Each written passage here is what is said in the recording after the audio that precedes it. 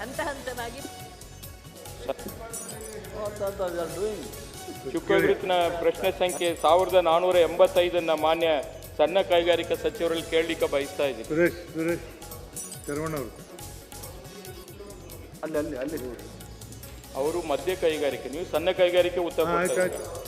Sir ನಾನು minister ಅಲ್ಲ. ಸಭಾಪತಿಗಳೇ ನೋಡಿ, ಉತ್ತರವನ್ನು ಕೊಟ್ಟಿದ್ದಾರೆ. ನಾನು ಕೇಳಿರತಕ್ಕಂಥ ಪ್ರಶ್ನೆ, ರಾಜ್ಯದಲ್ಲಿ 2023ರಿಂದ 25ರವರೆಗೆ ಎಷ್ಟು ಸಂಖ್ಯೆಯಲ್ಲಿ ಸಣ್ಣ ಕೈಗಾರಿಕೆಗಳನ್ನು ಮುಚ್ಚಲಾಗಿದೆ ಅಂತ ಕೇಳಿದ್ದೀನಿ. ತಮಗೂ ಗೊತ್ತಿದೆ, ತಮ್ಮ ಹುಬ್ಳಿ ಭಾಗದಲ್ಲಿ ಇತ್ತೀಚಿನ ದಿನಗಳಲ್ಲಿ ಯುವಕರು ಬೀದಿಗಿಳಿದು ಪ್ರತಿಭಟನೆ ಮಾಡಿರತಕ್ಕಂಥ ಘಟನೆಯನ್ನು ಕೂಡ ತಾವು ನೋಡಿರ್ತೀರ ಅಂತೇಳಿ ನಾನು ಭಾವಿಸ್ತಾ ಇದ್ದೀನಿ. ಆದರೆ ಸರ್ಕಾರ ಎಂಥ ಬೇಜವಾಬ್ದಾರಿ ಉತ್ತರ ಕೊಟ್ಟಿದೆಯಂದರೆ, ಇದು ನಮ್ಮ ವ್ಯಾಪ್ತಿಗೆ ಬರುವುದಿಲ್ಲ, ಇದು ಮುಚ್ಚಿಡಿರ್ತಕ್ಕಂಥ ಘಟನೆಗಳ ಬಗ್ಗೆ ನಮ್ಮಲ್ಲಿ ಮಾಹಿತಿ ಇಲ್ಲ, ಈ ವ್ಯವಸ್ಥೆ ಇಲ್ಲ ಅಂದರೆ ಸಣ್ಣ ಕೈಗಾರಿಕೆ ಇಲಾಖೆ ಯಾಕೆ ಬೇಕು ರಾಜ್ಯದಲ್ಲಿ? ಸಣ್ಣ ಕೈಗಾರಿಕೆ ನಿಗಮದ ಅಭಿವೃದ್ಧಿ ನಿಗಮ ಯಾಕೆ ಬೇಕು? ಅದಕ್ಕೆ ಉತ್ತರ ಕೊಡಬೇಕಲ್ಲ. ಕೇಳಿದ್ರೆ ಮತ್ತೊಂದು ಪ್ರಶ್ನೆಗೆ ಉತ್ತರ ಕೊಡ್ತಾರೆ, RBI ಗೈಡ್ಲೈನ್ಸ್ ಅಂತೆ. RBI ಗೈಡ್ಲೈನ್ಸ್ ಹೇಳಕ್ಕೆ ನೀವು ಬೇಕೇನ್ರಿ? ರಾಜ್ಯ ಸರ್ಕಾರ ಇರೋದು ಏನಕ್ಕೆ? ಈ ಇಲಾಖೆ ಇರೋದು ಏನಕ್ಕೆ? ಅದಕ್ಕೆ ಉತ್ತರ ಕೊಡಬೇಕಲ್ವಾ? ಇವತ್ತು ನೋಡಿ, ಸರ್ಕಾರದಿಂದ ನೀವು ನೇಮಕಾತಿಯನ್ನ ಮಾಡಕ್ಕಾಗ್ತಾ ಇಲ್ಲ. ಉದ್ಯೋಗಗಳನ್ನ ಸೃಷ್ಟಿ ಮಾಡೋರು ಯಾರು? ಸಣ್ಣ ಕೈಗಾರಿಕೆಗಳು. ಇವತ್ತು ಒಬ್ಬ ಯುವಕ ಅವನ ಬದುಕನ್ನ ಕಟ್ಕೋಬೇಕಂದ್ರೆ, ನೆಮ್ಮದಿ ಜೀವನ ಮಾಡಬೇಕಂದ್ರೆ, ಅವನ ವೃತ್ತಿ ಜೀವನ ಹೋಗ್ಬೇಕಾಗಿದ್ರೆ ಅವನಿಗೊಂದು ಉದ್ಯೋಗ ಕೊಡಬೇಕು.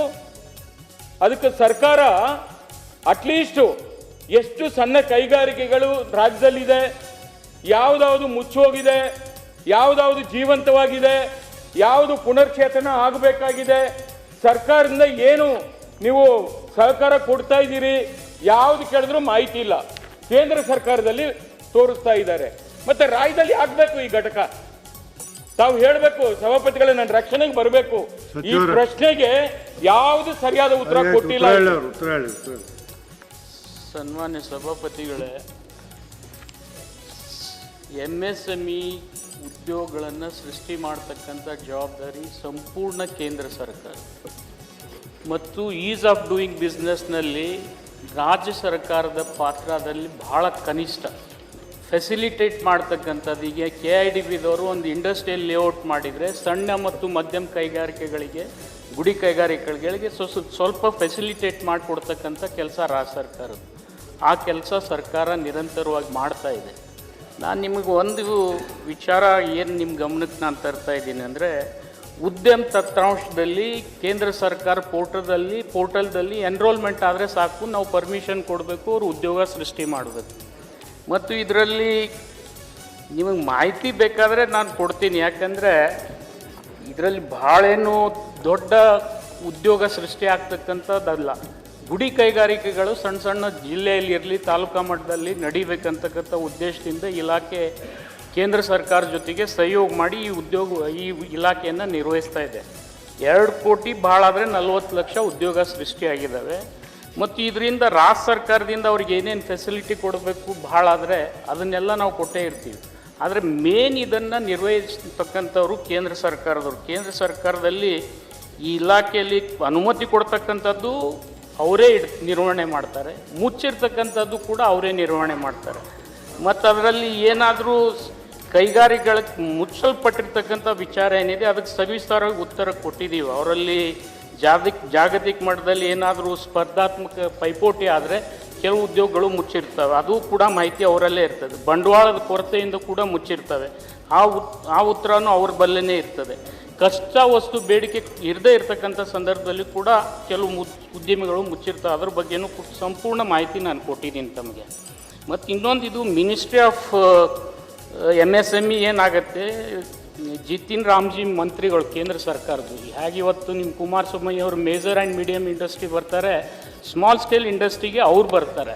ಅವ್ರ ಕಡೆ ಅವ್ರ ತಂತ್ರಾಂಶದಲ್ಲಿ ಇದ್ರ ಮಾಹಿತಿ ಇರ್ತದೆ. ಅದನ್ನು ಕೂಡ ನಾನು ನಿಮಗೆ ಹೇಳಿದ್ದೀನಿ. RBI ಗೈಡ್ಲೈನ್ಸ್ನ ಪ್ರಕಾರ ಇವರಿಗೆ ಸಾಲ ಮತ್ತು ಇಂಟ್ರೆಸ್ಟ್ ಸಬ್ವೆನ್ಷನ್ ಕೊಡ್ತಕ್ಕಂಥದ್ದು ಅವ್ರ ಗೈಡ್ಲೈನ್ಸ್ ಪ್ರಕಾರ ಆಗ್ತಾ ಇರೋದ್ರಿಂದ ಅವ್ರು ಏನೇನು ಸಹಕಾರ ಅವ್ರು ಬೇಡಿರ್ತಾರೆ ಅದನ್ನೆಲ್ಲ ಅವರೇ ಕೊಟ್ಟಿರ್ತಾರೆ. ಆ ದೃಷ್ಟಿಯಿಂದ ನಾವು ಬರೀ ರಾಜ್ಯ ಸರ್ಕಾರದ ಫೆಸಿಲಿಟೇಟ್ ಮಾಡ್ತಕ್ಕಂಥ ಉದ್ಯೋಗ ಮಾತ್ರ ಇರ್ತದೆ ಸಭಾಪತಿಗಳು, ಬೇರೆ ಏನು ಕೆಲಸ ಇರೋದಿಲ್ಲ. ಬೇಕಾದ್ರೆ ಆ ಮಾಹಿತಿ ಕೂಡ ನಾನು ತರಿಸ್ಕೊಟ್ಟಿದ್ದೀನಿ. ಅಲ್ಲಲ್ಲ, ನೀವು ಬಹಳ ಜಾಣ್ತನದಿಂದ ಉತ್ತರ ಕೊಡ್ತಾ ಇದ್ದೀರಿ. ಜಾಣ್ತನ ಏನಿಲ್ಲ. ಅಲ್ಲಲ್ಲ, ನನಗೆ ಗೊತ್ತಿದೆ ಅವರು ಕೇಂದ್ರದಲ್ಲಿ ಮಂತ್ರಿ ಇದ್ದಾರೆ ಅನ್ನೋದು ನಮಗೆ ಗೊತ್ತಿಲ್ವಾ? ನಾವು ಕೇಳ್ತಾ ಇರೋದು ರಾಜ್ಯ ಸರ್ಕಾರದ ಜವಾಬ್ದಾರಿ ಏನು? ನೀವು ಉತ್ತರದಲ್ಲಿ ಏನ್ ಕೇಳಿದ್ದೀರಿ? ನಾನು ಯಾಕೆ ಪ್ರಶ್ನೆ ಕೇಳಬೇಕು ಇದಕ್ಕೆ? ನಮ್ಮ ರಾಜ್ಯದಲ್ಲಿ ಕೈಗಾರಿಕೆ ಅಂದ್ರೆ ಏನಾಗ್ಬಿಟ್ಟಿದೆ? ಆಗ್ಲೇ ಸುರೇಶ್ ಅವರು ಉತ್ತರ ಕೊಡ್ತಾ ಇದ್ರು KADB ಬಗ್ಗೆ.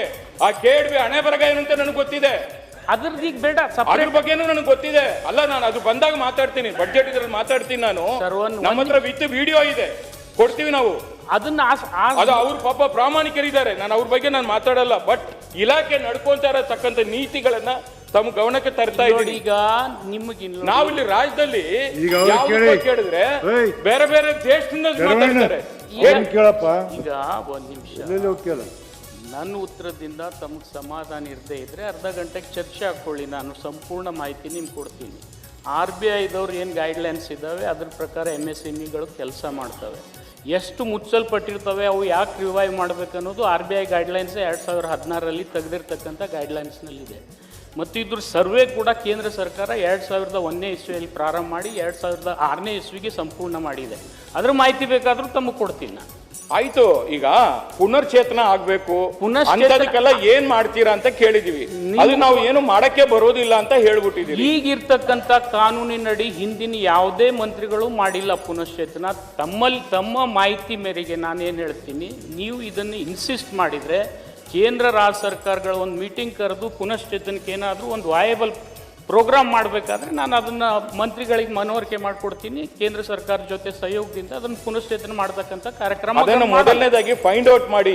ಅಲ್ಲಲ್ಲ, ತಮಗೆ ಹೇಳೋದು ನಾನು ರಾಜ್ಯದಲ್ಲಿ ಆದ್ರೆ ಈಗಿರ್ತಕ್ಕಂಥ ವ್ಯಾಪ್ತಿನಲ್ಲಿ ಎಷ್ಟು ಅಧಿಕಾರ ರಾಜ್ಯ ಸರ್ಕಾರಕ್ಕೆ ಅದನ್ನು ಸಂಪೂರ್ಣ ನಾವು ಉಪಯೋಗ ಮಾಡಿ ಕೆಲಸ ನಿರ್ವಹಿಸ್ತಾ ಇದ್ದೀವಿ. ಈಗ ನೀವು ಹೇಳಿರ್ತಕ್ಕಂಥದ್ದು ಗುಡಿ ಕೈಗಾರಿಕೆಗಳಿಗೆ ಮುಚ್ಚೋದ್ರೆ ರಿವೈವ್ ಮಾಡ್ತಕ್ಕಂಥದ್ದು ಒಂದು ಆಗ್ಬೇಕಂತಕ್ಕಂಥ ತಮ್ಮ ಅಭಿಲಾಷೆ, ನನ್ನ ಅಭಿಲಾಷೆ ಕೂಡ ಅದೇ. ಆದರೆ ಅದನ್ನು ಕೇಂದ್ರ ಮತ್ತು ರಾಜ್ಯ ಸರ್ಕಾರಗಳು ಸಹಯೋಗದಿಂದ ಪ್ರಾರಂಭ ಮಾಡಬೇಕು. ಆ ದೃಷ್ಟಿಯಲ್ಲಿ ಮಾನ್ಯ ಮಂತ್ರಿಗಳಿಗೆ ನಾನು ಬೇಕಾದರೆ ಸವಿಸ್ತರವಾದಂಥ ಉತ್ತರ ನಾಳೆ ನಾಡ್ದವ್ರು ಬರ್ತಾರೆ, ನಾನು ಅವರಲ್ಲಿ ವಿನಂತಿ ಮಾಡ್ತೀನಿ ಕೇಂದ್ರ ಸರ್ಕಾರ ಜೊತೆ ಸಹಯೋಗದಿಂದ. ಯಾಕಂದರೆ 60% ಉದ್ಯೋಗ ಇಂಡಸ್ಟ್ರಿನೇ ಮುಚ್ಚೋಗಿದಾವೆ ಅಂತಕ್ಕಂಥ ಮಾಹಿತಿ ಕೇಂದ್ರ ಸರ್ಕಾರ ಕೊಟ್ಟಿದೆ. ಅದ್ರ ಕಾಪಿನೂ ಕೊಡ್ತೀನಿ ನಿಮ್ಗೆ ಬೇಕಾದರೆ. ಅಲ್ಲ, 2001ರಿಂದ 6ರಲ್ಲಿ ಸರ್ವೆ ಮಾಡಿರ್ತಕ್ಕಂಥ ಅವ್ರ ಮಾಹಿತಿನೇ ನೋಡಿ. ಕೃಷಿಯನ್ನ ನಂಬಿರತಕ್ಕಂಥವ್ರು ಒಂದ್ ನಿಮಿಷ, ಇದು ಸಣ್ಣ ಉದ್ಯೋಗ ಅಂತ ತಿಳ್ಕೊಬೇಡಿ. ಆಗ್ಲೇ ಹೇಳಿದ್ರಿ ನೀವು, ಇದು ಸಣ್ಣ ಉದ್ಯೋಗ, ಏನು ಪರಿಣಾಮ ಬೀರಲ್ಲ ಅಂತ ಹೇಳಿದ್ರಿ. ಏನಾಗುತ್ತೆ, ನೀವು ಸರ್ಕಾರದಿಂದ ಎಲ್ಲರಿಗೂ ಉದ್ಯೋಗ ಕೊಡಕ್ಕಾಗಲ್ಲ. ಯುವಕರು ಎಲ್ಲಿಗೆ ಹೋಗ್ತಾರೆ? ಮಾತಾಡಿದ್ರೆ ನಾನು ಉತ್ತರ ಏನು ಕೊಡಬೇಕು? ಅದಕ್ಕೆ ಏನ್ ಬೇಕಾದ್ರೆ ಸರಿಯಾಗಿ ರೀತಿಯಲ್ಲಿ ಪರಿಶೀಲನೆ ಮಾಡಿ ರಾಜ್ಯದಲ್ಲಿ ಕೈಗಾರಿಕೆಗಳಿಗೆ ನ್ಯಾಯ ಕೊಡಿಸಿ. ಅವಕಾಶಕ್ಕೆ ಧನ್ಯವಾದಗಳು ಸಭಾಪತಿಗಳೇ. ನನ್ನ ಪ್ರಶ್ನೆಯನ್ನ